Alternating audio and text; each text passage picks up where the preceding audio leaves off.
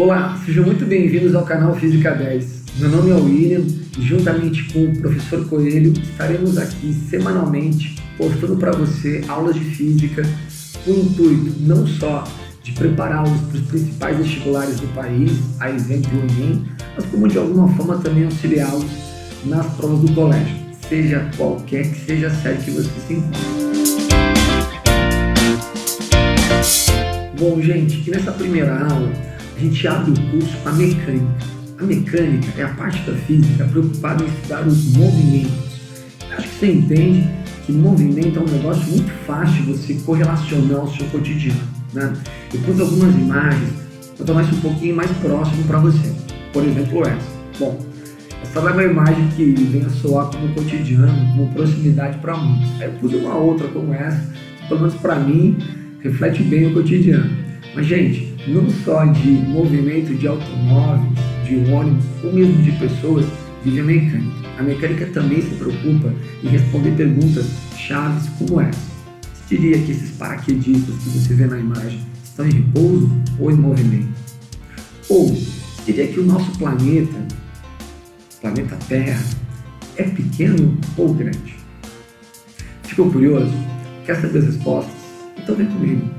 Meu nome é William e esse é o Física 10. Então, gente, em definitivo, vamos começar o nosso curso de mecânica. Bom, primeiramente, vamos recapitular o que você acabou de ver comigo na introdução. A mecânica está preocupada em estudar as condições de movimento, né? Não só de movimento, tá? Vamos começar a melhorar a definição. Na verdade, a mecânica é a parte da física que estuda o movimento e o repouso dos corpos. Eu vou dar uma sublinhadinha para você nessas duas frases essenciais: movimento e repouso. E, gente, para melhor estudar a mecânica, ela sofre subdivisões muito comuns aí nos livros didáticos do nosso país. A primeira parte delas divide a mecânica na cinemática. A cinemática, fazendo parte da mecânica, está preocupada em estudar os movimentos.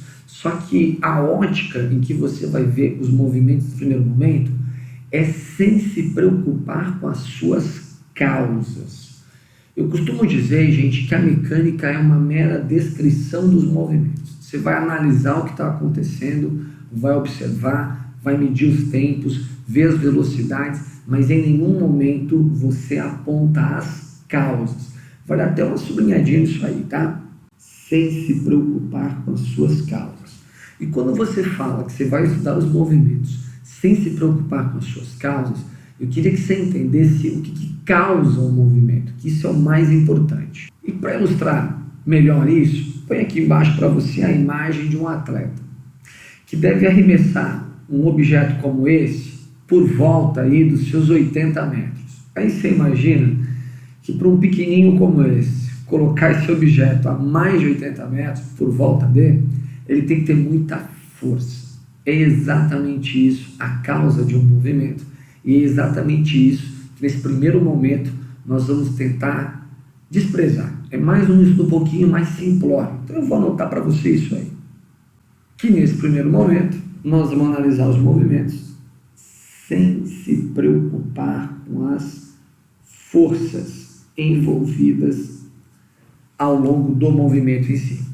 Em cima disso, nós vamos fazer uma subdivisão na cinemática, conhecida como a cinemática escalar. Nós vamos estudar os primeiros fundamentos dos movimentos, num primeiro momento de uma forma mais escalar, mais numérica. Para você que de repente já fez um curso de mecânica antes, você sabe que é imprescindível a utilização de vetores para bem estudar os movimentos.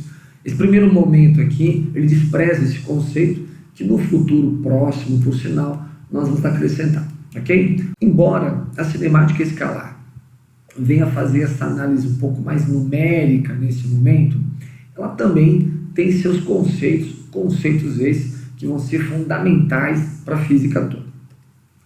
O primeiro conceito, se bobear, é um dos pilares da física, é o conceito de referencial.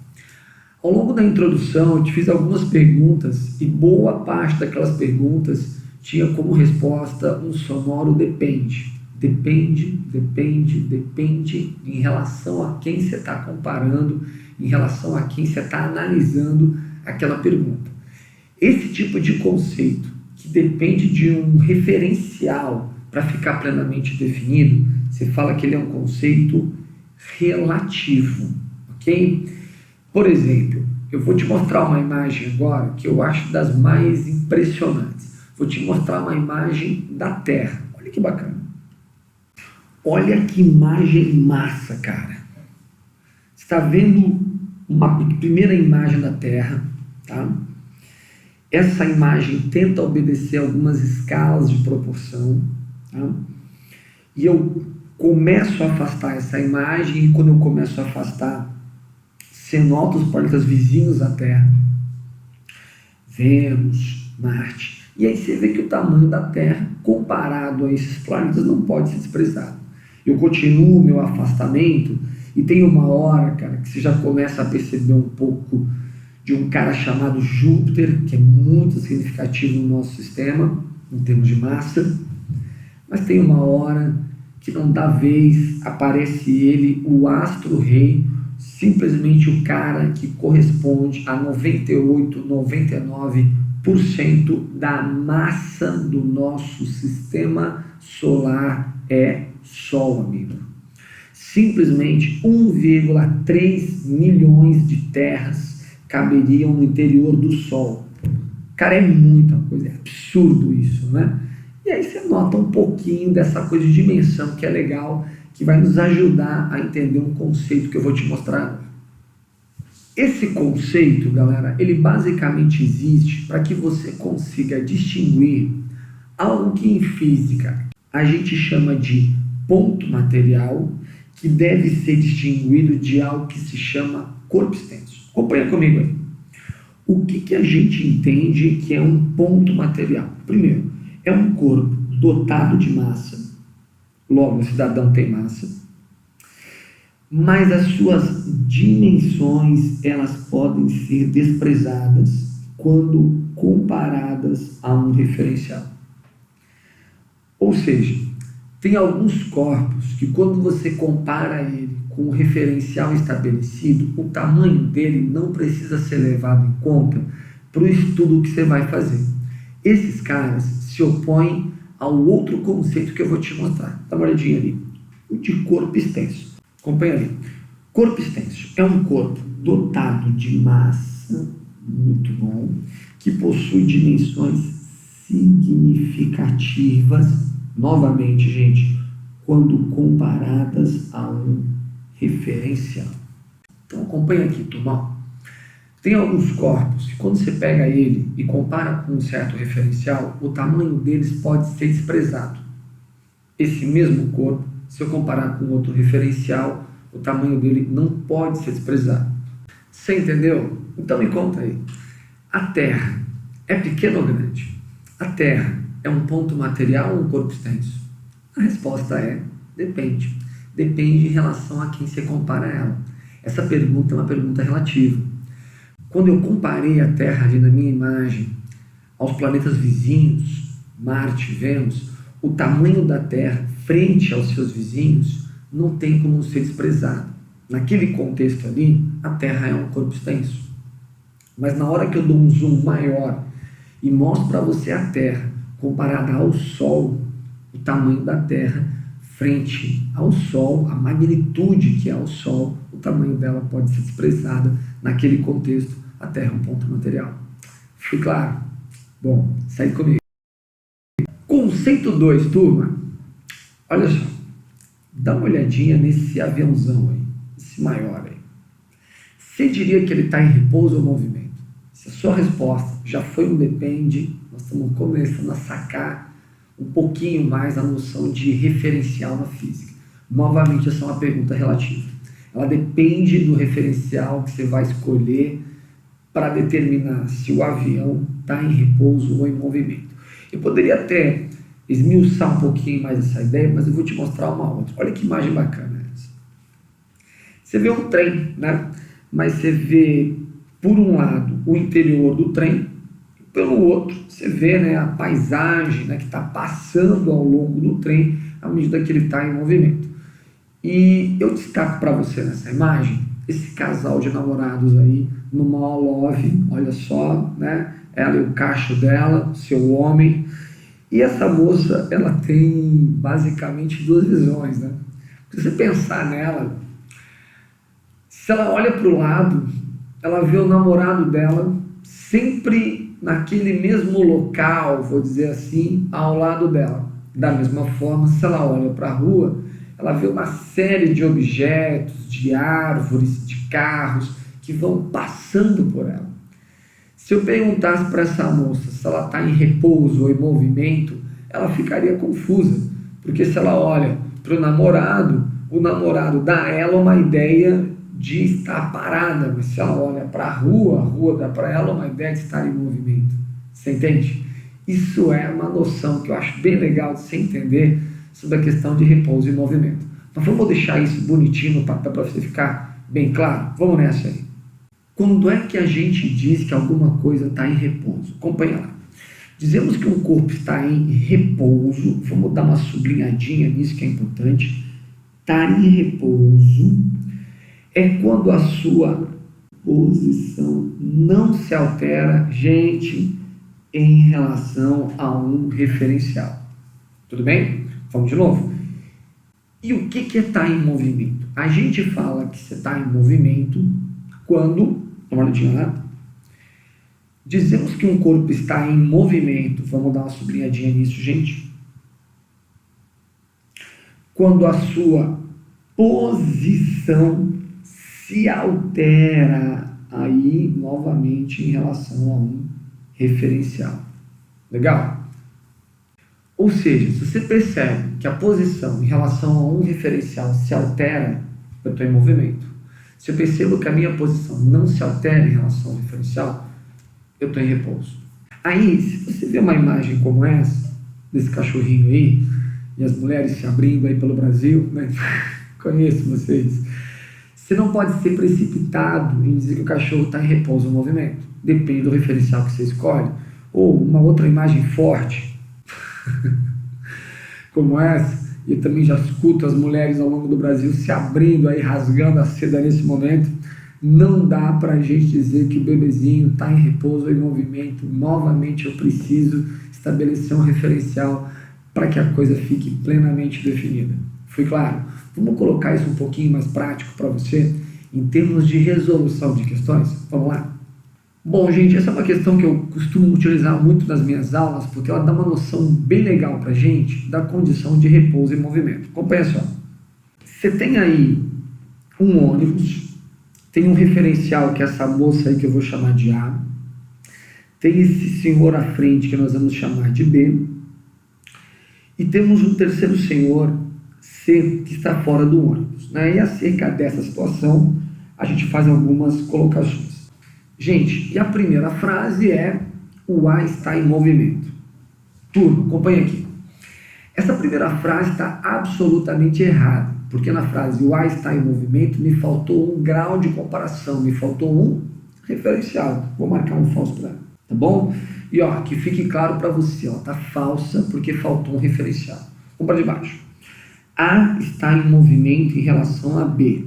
Antes de eu responder para você, vamos só fazer uma anotaçãozinha aqui, gente. Na frase A em relação a B, quem é o nosso referencial? É o B. Olha lá, olha a frase. A em relação a B. Então, o teu grau de comparação é o B. Se você olhar lá para o seu referencial A em relação a B, você está notando que a posição do A, ao longo do tempo, não varia em relação a B. Logo, A em relação a B está em repouso e não em movimento. Vamos marcar um falso também para essa frase. A próxima frase é a seguinte, gente. B está em repouso em relação a A. Bom, primeira coisa é a gente fortalecer aquela ideia. Na frase B em relação a A, que é o nosso referencial, A. Eu queria que você se imaginasse como sendo o A. E se você é o A e olha para o B, você vê constantemente o B à sua frente, logo na mesma posição, logo de fato, B em relação a A está em repouso. A está em movimento em relação a C.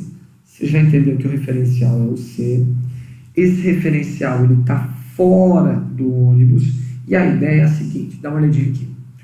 O C está fora, o A está dentro, e a posição do A em relação ao C, ela muda ao longo do tempo. Logo, o A em relação ao C, nós vamos dizer que ele está em movimento. Muito bom, gente? Tá lá, então, estamos marcando um verdadeiro para essa frase. E aí é que tem a última frase. C está em movimento em relação a. O meu referencial agora é o A.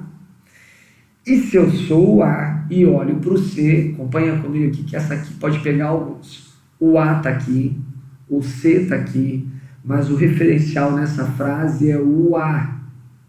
Se você fosse o A, você ia ver o C cada vez mais perto de você. Logo, gente, da mesma forma que você usou a definição anterior para dizer que o A está em movimento em relação a C, notem que agora a posição do C, ela também muda em relação ao A. Logo, gente, embora o A está ali sentadinho, na boa, a posição dele em relação ao referencial bem escolhido pode estar mudando.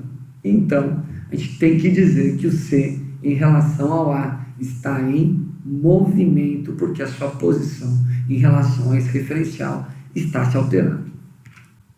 Vou marcar então verdadeiro. Ô, gente, daqui surge um conceito, ou vamos dizer uma manha, que vai te ajudar muito quando você ficar na dúvida. Acompanha comigo. Toda vez que você tiver um cara, né, um referencial, um objeto, um observável chamado A e um outro chamado B, tem uma propriedade que você pode usar que é muito interessante. É a seguinte: sempre que você perceber que a posição do A muda em relação a B, então necessariamente a posição do B muda em relação ao A. Dá uma olhadinha. Esse é o A, esse é o B. Obviamente que se a posição do A muda em relação a B, referencial é o B, a posição do B em relação ao A também se altera, o referencial agora é o A. Ou seja, se o A está em movimento em relação a B, o B também está em movimento em relação ao A. O contrário também é possível. Se a posição do A não muda em relação a B, a do B também não muda em relação ao A. Ou seja, se o A está em repouso em relação a B, o B também está em repouso em relação ao A. A gente costuma dizer que repouso e movimento são conceitos simétricos. Vamos anotar isso? Então, gente, entre A e B rola uma simetria. Repouso e movimento são conceitos simétricos. Então, só fortalecendo, se o A está em repouso em relação a B, o B está em repouso em relação ao A. Se o A está em movimento em relação a C, C também se move em relação ao A. Fechou? Vamos praticar isso agora numa questão de vestibular mesmo? Vamos lá? Exercício 2, turma. PUC São Paulo. Leia com atenção a tira da turma da Mônica, mostrada abaixo, e analise as afirmativas que se seguem, considerando os princípios da mecânica clássica. Muito bom. A mecânica clássica é essa parte da física que estamos nesse momento, né? Ela se contrapõe a um outro estudo que é a física moderna, ok? Vamos lá.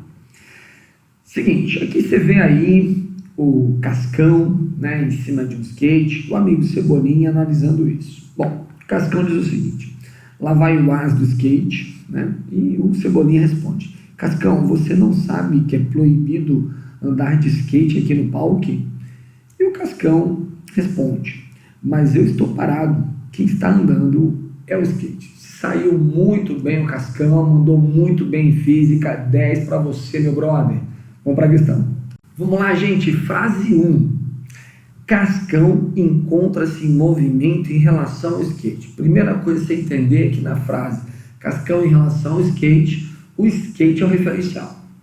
E, gente, se o skate é o referencial, o Cascão está sempre em cima dele. A posição do Cascão em relação ao skate não varia. Logo, amigo, ele não está em movimento em relação ao skate. Em relação ao skate, ele está em repouso. O primeiro item está fora. Frase 2, gente. Cascão encontra-se em repouso em relação ao skate.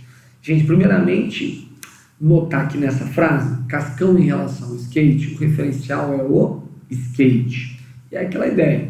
O Cascão em relação ao skate, como no item 1 já discutimos, ele está em repouso.